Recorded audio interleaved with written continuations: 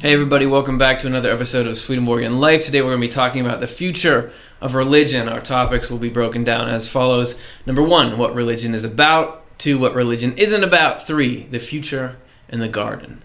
Okay, so we've got this big complex thing called religion. And probably most of you showing up to this have some kind of reaction to that word. Oh, I'm spiritual, not religious. Some people see it as an essential pillar of human life and society. Others see it as outdated and counterproductive. Some people credit it with saving their lives, while others are quick to point out the problems it's caused in society. Everybody's got an opinion on it, but it's hard to define it.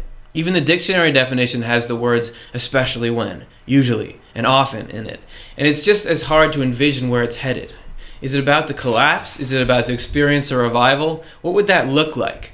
It's a tricky subject to get a handle on, but we're going to try our best here today. Stay tuned.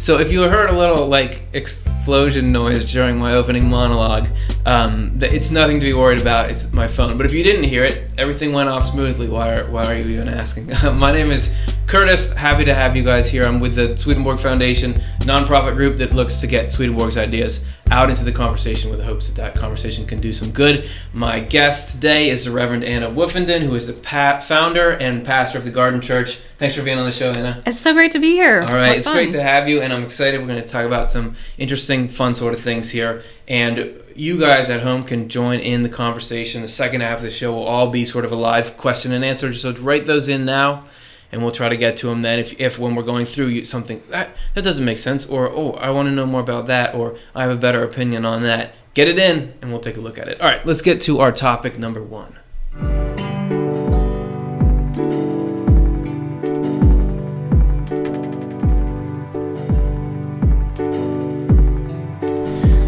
So if we're going to talk about religion and what's the future of religion, we got to have some kind of framework. What is this thing? And it's just going to complicate things when I read this quote, because Swedenborg sort of has his own definitions for all terms that he uses. So let's take a little look at how he defines religion. Religion is all about how we live, and the religious way to live is to do good. And that quote, if you're at home, you might say, why are all those words capitalized? You guys messed that up. There's no period. That's because it's the title of the very first section. Swedenborg has this book, which is free download, swedenborg.com. There's first part of it's called The Doctrine of Life. Oh, sorry, microphone. First part of it's called The Doctrine of Life. And he starts out this thing called The Doctrine of Life with a title that is that quote. So it must be pretty important in talking about religion. So religion is all about how we live, and the religious way to live is to do good. And you had told me that was sort of an important quote in the church that you started. So what does that quote mean to you? Yeah, so at the Garden Church, we're really reimagining what it can look like to be church, and this is a guiding principle for us. I know in my experience, church has been a lot of different things, and a lot of it's been about what you believe, or being a certain way, or having a certain framework of how it is to be religious, or wardrobe, yeah, or ideology, or all sorts of things. And this quote has always grabbed me because it kind of flips it all upside down, and it's really about how do you live your life that matters and makes you be part of the definition of a religion rather than like an idea. Yeah, and we would sort of casually make religious distinctions based on ideas. You know, what do you believe? Are you a Christian or not a Christian? Well, what do you believe? That sort of thing. And he doesn't just mention this idea of religion is about life in that little book I just held up. I mean, that it saturates his material. I mean, is there a bigger concept for him than right? that? I mean, there's a great quote that Swedenborg talks about when people enter into life after death, that they're not asked what is your religion, but what is your life. And I just think there's something so core about that yes, like the principles and the values of religion matter, but it doesn't matter for an intellectual, solely intellectual or belief oriented, but really that it's a live belief. It's really knowing that what you know is motivating a life that is being transformed. Yeah, and it's this sort of balancing act, because he doesn't say that it doesn't matter what ideas you have. Nope. But then again, if those ideas aren't applied or aren't joined with love and good actions, you might as well not have them. So it's this tricky sort of middle ground, you know? It's a both and. Yeah, it's a both and, totally. Absolutely a both and. And I just think that it's interesting that he puts, doing good, you know, which, you know, living kindly, living lovingly is the essential thing, and that it's almost seems like ideas, if they can serve as a tool to get you there, that's when they're, pulling their weight. Right, and they have a purpose. It's not to just, blindly go out and do whatever in the world, but to really have that continual relationship between love and wisdom, or, truth and good, that they're in relationship with each other, and that they are joined together into useful service. So I think that continual process of engaging the ideas and then moving forward with them is something that's just all over Swedenborg's work. Yeah, and he, Swedenborg is all about, if you guys crack open Swedenborg at any point, you'll always see this duality: love and wisdom, good and truth, faith. Anyway, faith and charity. Faith and charity, yep. Right? Exactly. We just made a little music video about how often that comes up, and so you'll sort of see that. For him, it's kind of the sweet spot when the two come together. Absolutely. And so if you have these religious concepts, like, this idea of God, okay, there is higher power, goodness and truth, the ability to genuinely love people, all that, it comes into me, as a gift.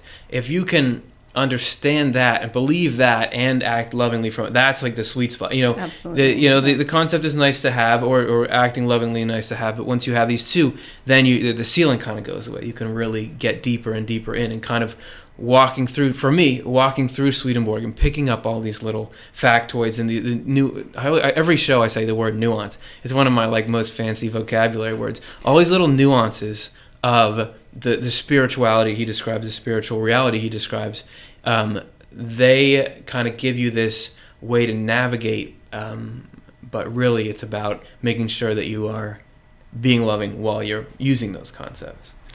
Yeah, absolutely. I mean, one of the things that we talk a lot about is it's not to not have those guiding principles. I mean, so for example, at our church, we are kind of redefining what worship is and kind of blurring the lines and broadening it. And we always work together and worship together and eat together. And so we have what you might typically think of as like a church experience with singing and praying and the songs and sermons. And that's really key because that informs. But we're also like working side by side, and then we're sharing in this meal. And I think what happens is just what you're describing is you start to see those sweet spots. Like as you're like looking at this little plant and thinking about like kind of the physicality of the usefulness that it might feed somebody, there's like a spiritual principle in there. And then you can talk about like, how does that apply to your life? And that's just one of the beautiful things that I find in Swedenborg's works is it's always on multiple layers. Like the truth applies on, the literal level, but also on these deeper levels, these higher spiritual levels. And that willingness to like keep doing that cycle and that up and down piece, I think keeps that alive, and you can find those sweet spots. You can find the places where it can come together and then blossom and bloom. Yeah. Garden analogies, they're all over the place. And that won't be the last one we use tonight. And it makes me think, we do this Correspondences meditation every week, and the idea that you can be working with something physical like a plant, but from noticing how it works, you can learn these sort of spiritual truths about life. And so, I know that people who, that religion has this gathering element to it, and the people that I've talked to who don't like religion or even anything spiritual still say, "Ooh, there's good community there." Like that's hard to duplicate that community. So how do we? And we'll be looking more as we go on with this conversation. But how do you get the good stuff and not the bad stuff? So let's move to segment 2.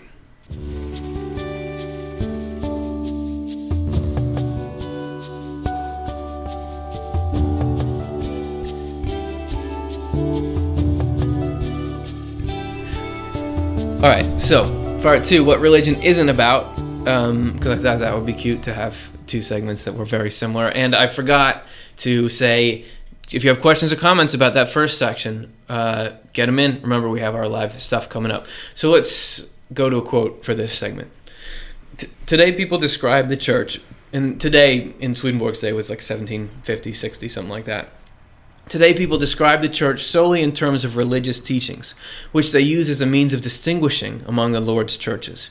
They do not care how adherents of those churches live, whether they nurse hatred for each other, rip each other apart like wild animals, rob each other, strip each other of all reputation and status and wealth, or privately deny all that is holy. Yet the church can never exist in such people. It exists instead in people who love the Lord, love their neighbor as themselves, have a conscience, and oppose the kinds of hatred mentioned.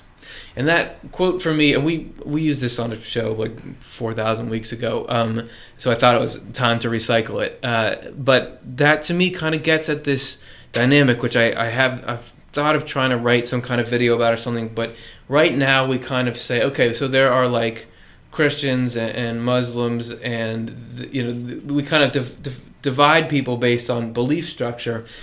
But when you make that the barrier to entry, I mean, the things he's describing in there, like people who say I'm religious and do all kinds of horrible things, that's everybody. Most people who dislike religion dislike it because of those people, or because of those actions. So but that's sort of what you're destined to get if you say, okay, you want to be part of this group. The barrier to entry is, do you subscribe to these principles or do you profess them or something? But if you were somehow other to say, it's kind of like I don't know, I can't think of a tight analogy for it. But if it was you got to show that you're living a certain way, then you could be considered something like this. Well, I don't know if it's a tight analogy, but what I like to use the analogy of is often religious organizations throughout history, it's been about having a fence around it, barrier. How do you belong? The question is like, how do I belong to this group? Is it what you believe, etc.? I think there's a new way of forming community that's really is sweeping across denominations, across Christendom, and that it's more about being a magnet. And so I talk about it, but it's like we have the table in the middle that has, it has the word, it has the Bible, food. It's something that's drawing us together. It has the vision. It's love and wisdom together. Whatever you want to put in the middle, but some experience of God, and people are being drawn to it. So to belong, you need to be moving towards it or wanting to move towards it. Yeah. And it draws us together, and the belonging doesn't come from what fence you jump over, but the quality of your life. That you're living this way of loving the Lord and loving the neighbor. Yeah. And that's sort of a shift that's happening across all aspects of culture. Like going from this top-down threat-based force, like back in the that famous sermon, Sinners in the Hands of an Angry God by whoever, William so-and-so. And it's just the whole thing is like how much God is wanting to put us in hell. And so it was sort of a fear-based economy. You come to church and it was sort of threat. But what you're describing there is just kind of the new way to do things. Like there's no penalty if you don't show up. We're providing something, this magnet that hopefully brings something into your life that is tangibly affecting it in a good way. And we're not in charge. We're not in charge of your salvation. We're not telling you how you have to be, but come, and if it's good, people come, because nowadays people don't feel like they have to go to church. Absolutely. There's a recent study that was done that the fastest growing religious classification in the U.S. is the spiritual but not religious. This is statistically proven, but it doesn't mean that people necessarily don't want to be part of communities that are loving God and loving each other. Yeah. But the classifications, they don't mean positive things to most people, or they're just bland. They're just irrelevant. Well, what has worse branding issues than the word religion or church or something? Like you think about all these scandals that come out, all the violence, all these killings. You would definitely want to say, okay, yeah, I'm open to these higher principles, but I'm not that. I'm not like that. Absolutely. I'm the weird one. Like in my generation, most of my friends, many of which were raised in church, raised with positive things, they want nothing to do with it. And they're like, what's wrong with you? Like, why are you sticking with it? Yeah. And the reason I'm sticking with it is not because I want to be part of the judgment and the boring and bland, but because I actually still believe there is something about bringing people together to love God and love the neighbor. But I think we need to reimagine it. We need to do it in new ways, and we need to engage these teachings the way Swedenborg says.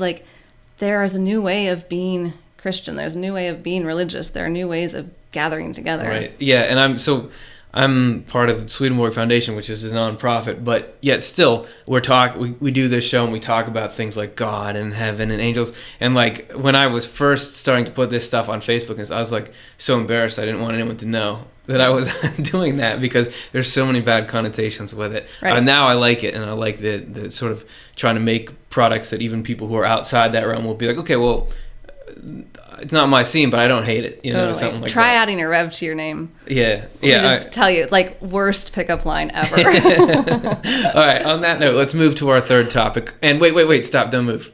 Questions. If you have any questions or comments about that section, you have any thoughts on the future of religion, get them in there. We're gonna have our live question segment soon.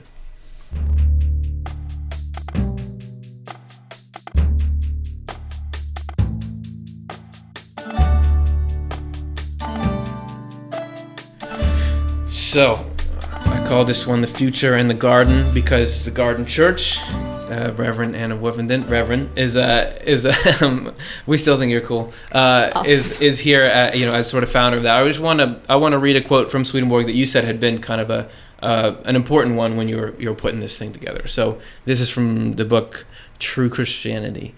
God created us in such a way that our inner self is in the spiritual world and our outer self is in the physical world, so that the spiritual part of us, which belongs in heaven, could be planted in the physical part belonging to this world, the way a seed is planted in the ground. And so the church that you started has a lot to do with gardening, right? It does, yeah. We're actually looking to create a communal garden space as an outdoor worship space and have a church without walls, busting out and really looking at like how can we gather around community gardening and being connected with the earth. But more importantly, or alongside, it's the playground for being a community gathering place and being a place where people's spiritual lives can be nurtured and being a place that can really acknowledge and connect that people are hungry physically, but also hungry emotionally and for community and hungry spiritually. And so this interconnectedness and this way of just seeing that the spiritual reality is infused into the physical reality and being able to point to that. And that's a great thing if you're, making a church based on Swedenborg stuff, because he was all about gardening. He has all these kinds of analogies and how that you're talking about food, and that he's saying spiritually, love or good and truth but that is spiritual water and food, and so to have this sort of natural component there too. So where is your church? Our church is in LA in San Pedro, and right now we're actually meeting in different public parks and partnering with different community garden projects, and we're searching for this plot of land that we're looking for abandoned lots. It's a whole process, but our long-term goal is to have this a spot that we can really transform into this urban sanctuary. And part of our guiding thought theologically, so Swedenborg talks about how the Bible or the Word has a whole arc to it. So there's all these individual stories, but there's also this complete arc. And so you think about like Garden of Eden, Genesis, very beginning of the Bible. Yep. It starts in a garden. But it's this kind of pristine garden. It's outside and it's wonderful. There's good things about the garden that's set apart. At the very end of the book of Revelation, at the very end of the Bible, last 2 chapters, he talks about this heavenly city, and in the middle of the city is where we find the garden elements. There's this river of the water of life, and there's a tree of life that has fruit, 12 kinds, one for every month, so food all the time, and then these leaves that heal the nations. So actually we start every worship service by holding up an icon of the tree of life and just remembering that we're planting ourselves right smack dab in the middle of the city, in the middle of an area that has needs. People are physically hungry, and looking to really be part of that growing tree of life where people can be fed and nourished and where healing can happen. That sounds cool. And it's pretty fun. Yeah, so it's good so far. And you just started it up, right? I mean, we started September 1st. Yeah. So we're like just little tiny baby plant. Yeah. But potential is great, and people are coming, and it's pretty miraculous. It's a good time. Yeah. Well, it's cool, and I appreciate hearing about it. And there's so many different directions we could go in with this particular episode of this show. I mean, some people who know Swedenborg well we're here talking about the future of religion, and they might say, why aren't you talking about the new church? Like Swedenborg talks about this whole, like, what the future of religion is going to be like. But I thought I wanted to bring you in because here we're seeing a specific form that somebody is trying, and that you've got these kind of principles, and you're trying to create something that you know that the issues with traditional religion.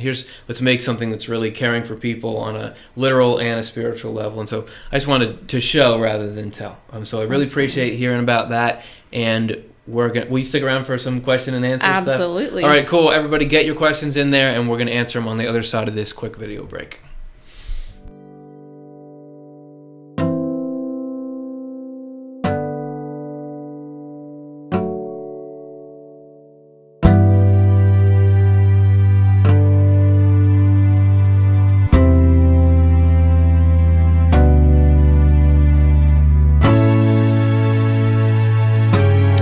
So now is the part of the conversation that includes everybody at home. This is our question and answer period. Our topic again is the future of religion. If you want to have questions about what we just talked about that, about anything else that's bothering you, get them in, write them in on YouTube, on Facebook, anything like that, and we'll get to them. All right, so let's take a look here. So this is from Zach on Facebook. Did Swedenborg try to start a church or to start his own religious denomination? And that is a very good question. My answer is no. He never he was just a normal person until, and you can correct me on any of this, but until mid 50s he was just hanging out inventing, well, normal as in like one of the top scientists in the world. He started to have these revelatory experiences, and so when he started to have all these spiritual experiences and kind of getting things together. But when he was in that period, then to the end of his life, he was an author. I mean, he never organized like any kind of meeting. He never held church services or anything like that. He was describing what he called the new church, but he was really just trying to reform the current Christian church and disseminate these ideas. Even originally, he was just like anonymous. Like he didn't even publish. So he never said, okay, this is the church, Swedenborg's church, and we're going to start it here, and I'm going to be the pastor, and then there's going to be. So that's the way I remember it. Similarly, I think it's actually a really important thing to remember is that when he died, nobody was gathering together and trying to be a church. Mm-hmm. And in fact, it was after his death that people started to gather together, like in reading groups in London, and there was this whole conversation of, so we like these ideas, it's kind of reforming the idea of what we see church as being, as Christianity as being.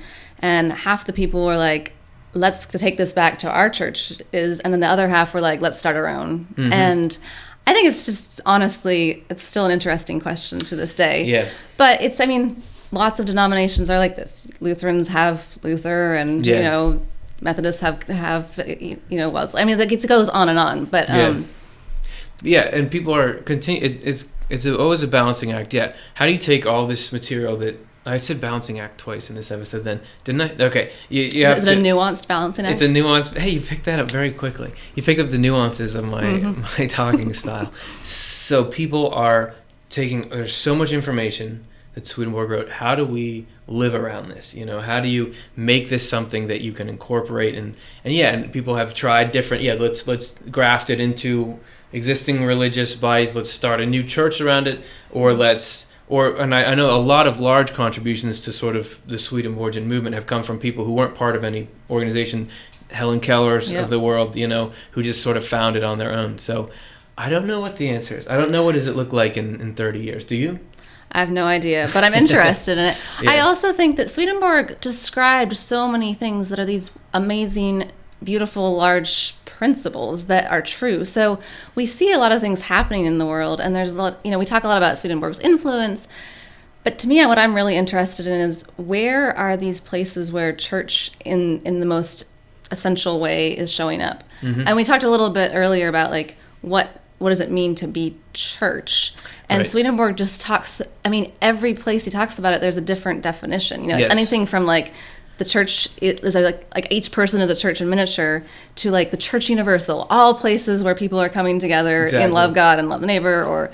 And so I think it's, the question I think is really important to ask, because I think Swedenborg's talking about something much much larger than any specific denomination or organized group. Yes, it's true. And I'm interested to see how the whole thing plays out. Yeah, we'll see. We'll check back in 30 years. Yeah, thanks, Zach. Great question. Let's get to our next one. This is from Question on YouTube. Religion has often been the source of war. How can such a good thing be the root of such conflict? That's a great question. And it's a great question, and obviously it would be on anyone's mind. If you're going to talk about religion, you got to address it. And Swedenborg, is there anything he spends more time doing than, getting at the flaws of the church of his day, right? I mean, he's all about, like, and we saw in our second quote, he's saying that, there's these people who are in a church, but they act horribly towards each other. And he'll often say, like, in his spiritual experiences, in the afterlife, he'll say, actually religious people are usually even worse than other people there. You find out because people see religion and they say, ooh, that's a means for control, or they'll use it to reinforce their kind of us and them mentality. And I sort of see in the first quote, the religious way to live is to do good. So what we're seeing out there, the sort of organized religions that those aren't actually the real thing. That's kind of like a proxy of it, Yeah, I think it's a really good and tough question, and I think it's something that we need to wrestle with. I had a day when I was in seminary and to be trained to be a minister. I had a day in church history, and we're going over crusades, all these awful things. And I texted a friend, and I literally said, like, I don't think I can be a Christian. Yeah. I'm like, how can I be part of this tradition? And then immediately the thing that came back, as we were processing was, actually, if I am a Christian, if I am a religious person, if I'm choosing that, I better be part of, like, acknowledging how it's been harmful and being able to own that and see that and then be part of it being something different. But I just think, it's tough. Any kind of organization you have is made up of humans. Yeah. And there are those and we're human and we're flawed. And I think that's where Swedenborg's works can be a good mirror for us. We can, like, okay, where in me is there something that's taking over that's about power and control or violence? Where in my community? Where in an organization? And do what Swedenborg talks about as, like, self-examination, like this really looking at it and saying, like, where's that coming from? And how do we make that change? So I think the churches as a whole and religion as a whole have a lot of repentance to do, and I think that's an important piece of the process. Yeah, definitely. And always everything's always more complicated, than it seems. And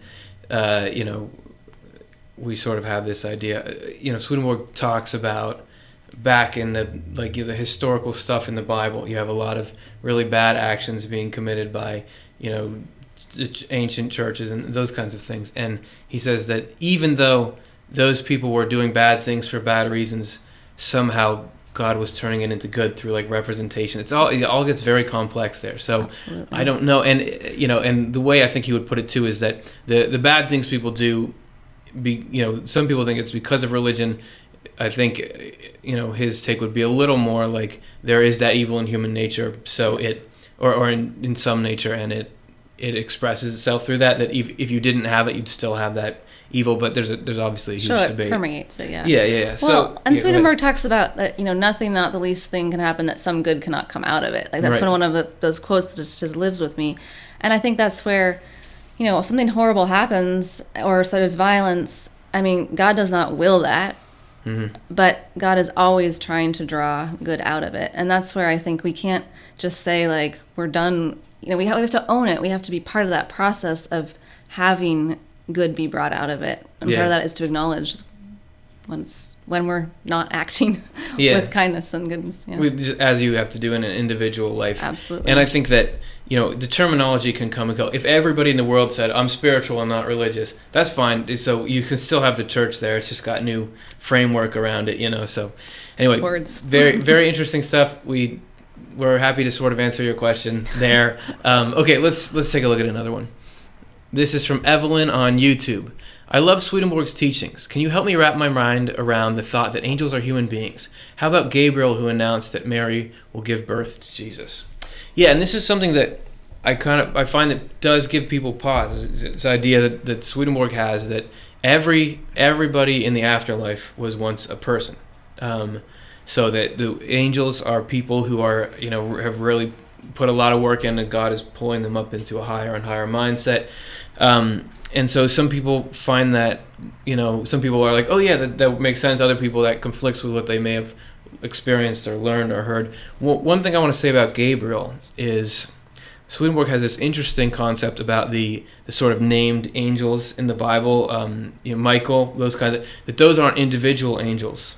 Those are sort of functions of angels. So Michael, I believe, is like defending truth or something like that. So Michael is like a job description, and I'm describing it simply, but he has this interesting, theology behind it. But so, it's not just like there's all these angels, but some of them are super important.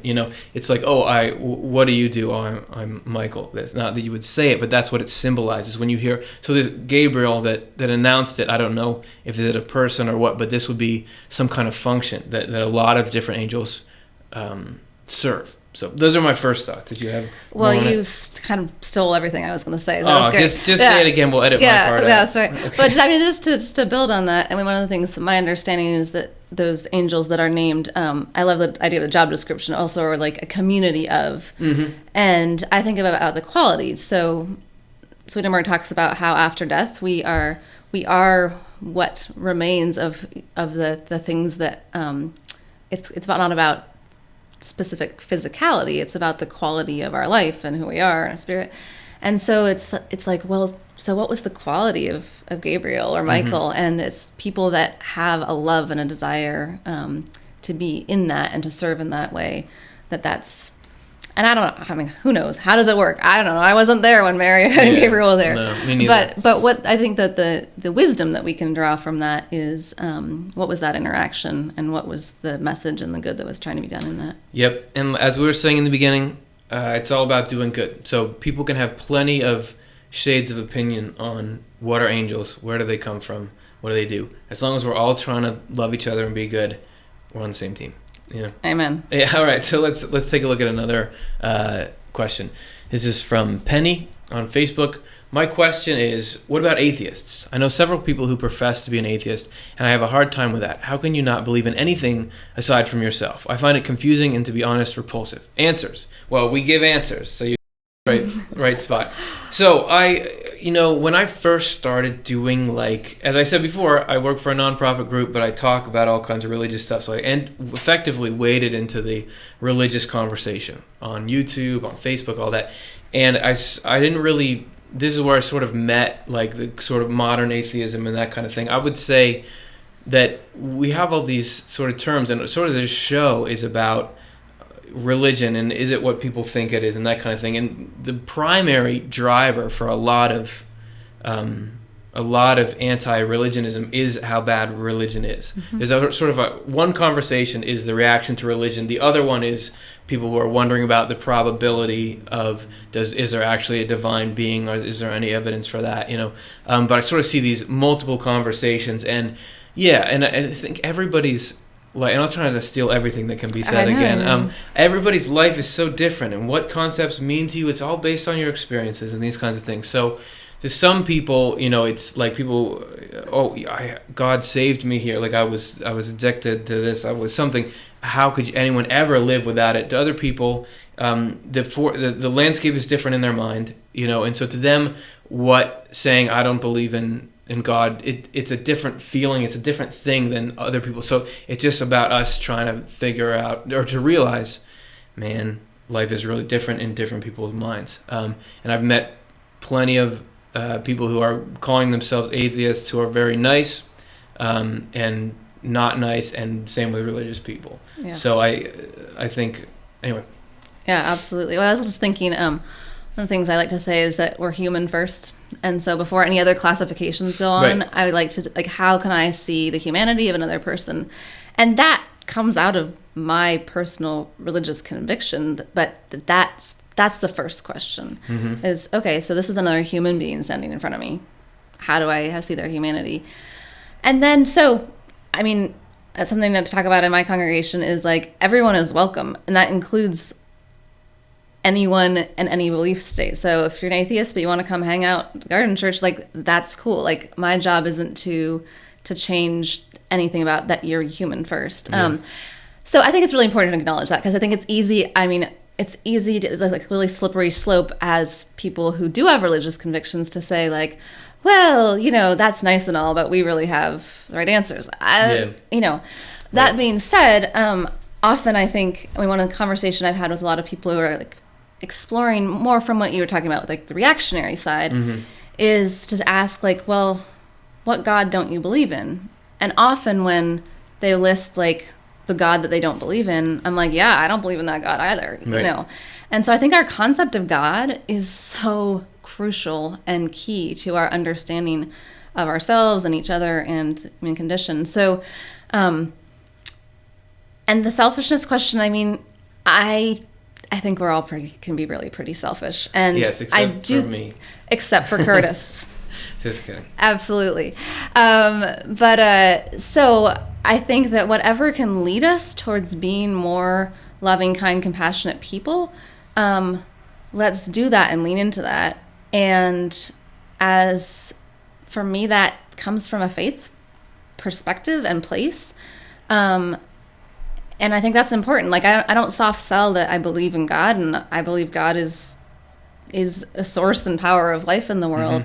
But that doesn't change that we need to love and respect every human who we encounter. Yeah, and it's not such a binary thing. Like, there are some people who believe in God, there's some people who don't. Like, if I'm cleaning my fish tank, and this really happened, and so you get all this like gross fish tank water in a bucket, and you're like, okay, I'm gonna lift it out, and it hits the side of your fish tank stand, and water spills all over your floor. Is there really a God? That does flash through the mind. Or if I'm like here talking about, I'm here talking about, Swedenborg says this, and if I step back, I think I do think about it, but I'll often be like trying to plot the trajectory of my life, which is implicitly a distrust in the governance of God. So what I'm saying is, I think people go through all kinds of ups and downs about it. So it's not that as simple as, of course, many people know that. Some people believe or don't believe, like it's a 1 or a 0. Absolutely. And I think it's another thing that if we can let go of the fence or the marker point being belief, there needs to be a space for questions. I mean, do I believe in God every moment of every day? I don't know. What does that even mean? Yeah, what would that feel like? Right? Like, what would that feel like? And I mean, I think particularly in tragedy and loss and dark places, like, there are times where this is a very real, visceral question. And if somebody's arrived at that place, I'd like to know their story. I'd like to have that conversation, because I don't think it's nuanced. It's complicated. And you're welcome for me teaching you that word. Oh yeah, that was a new one. I totally, and we could probably go on about this forever, but I would say, like, the way that Swedenborg has all these special terms that mean special things in his work, and he'll talk about atheists, but to him, there's sort of this like, religious is doing what's good, so it's not necessarily, so there's this whole nuance to that. Also, in Swedenborg, he talks continually about God is love and wisdom. Yeah. So, if we talk a lot about, like, God is love, but, like, what if love is God? Yeah. If love is God, do you believe in love? Yeah. Who knows? Who knows how it all works? But however it works, it's good. Something like that. Or not. Or it's not good. One of the two. So, all right. Do we have one more? Okay, we're going to do our last one here. And this is from Breath of Angels on YouTube. Love is my religion. I've had bad experiences with church and cults. I suppose now I am rather introverted and reserved when it comes to belonging or joining or going to any church. I love this group, though. Well, thanks very much. We're really glad to have you here. And I would say I appreciate you sharing that you've had those sort of hard experiences, because that can be kind of a personal thing. And I think a lot of people have been deeply scarred by religion and cults, all kinds of things in a lot of ways. And it's important to acknowledge that. And that's why I like the model, like you're saying that you enjoy this group. This group is like, we're not in charge of anyone. We barely know the answers to these questions. And I like that. I like the feel of it. And you're saying that there's a similar kind of vibe at your church. Yeah, absolutely. I think that's part of reimagining church. And that's what you're doing here. We're reimagining how do we come together and be in community to be people that are loving God or loving love and goodness and being useful to each other. So yep. I think this is the future of the church, future of religion, right here, now. It starts today. Brother of Angels, we love having you. in this group, and we appreciate that question. Everybody, thanks for the excellent questions. We're going to get to a quick video break, then we'll come back with our Correspondences meditation.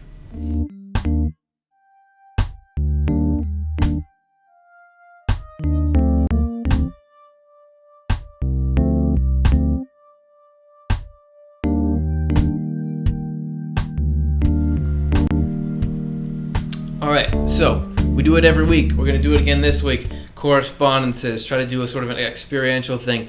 Basically, from what I understand, correspondences is where you can see, perceive images of deeper spiritual realities in physical objects. You know, we were talking a bit about plants, you know, and your church is kind of based around gardening and plants, and Swedenborg would say that you know, those are images of things like the mind, the human psyche, those kinds of things. So today we're going to be looking at seeds, because I thought that has to do with it, with a garden and everything. And I know that Swedenborg will talk about seeds as an image of potential. We made a short video about how he actually goes on this little riff about you know, a seed is an image of God's infinity, because one seed can lead to a flower that again produces seeds, and if those all survive, on and on, you would have this infinite growth, and that's kind of an image of God, and the seed is a potential of like a concept in the mind that can grow. So what is seeds?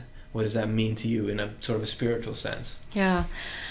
Well, you said a lot of it. I think the idea of potential really strikes me. And I was just thinking, you know, here we are at the start of a new year, when this is being taped. You know, it's January, and in some climates, it's cold. Like right now, we're in the Philadelphia area, and it's cold out. I'm just here for the weekend. I'm usually out in California where it's warm. But when we talk with people about like literally like spring and that hope, that's actually something that God is always implanting in us. That there's always like, what is that thing that just like grabs you and gives you that idea of potential? And I think that, I don't know, for myself, having hope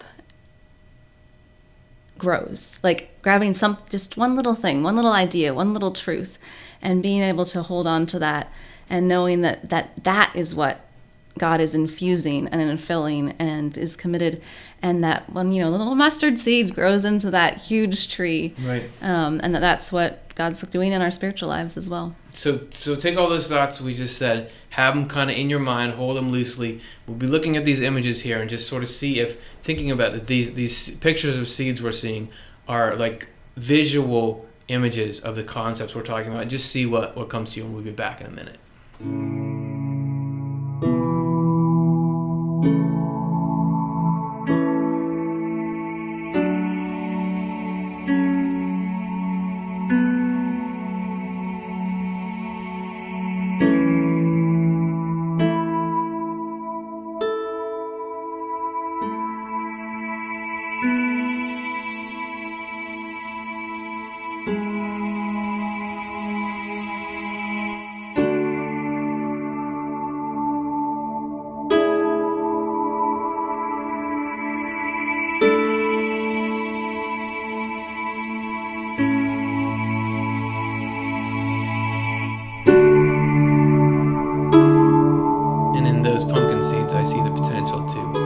Baking sheet and like put salt on them and cook them. Very, very delicious. That would mean something too.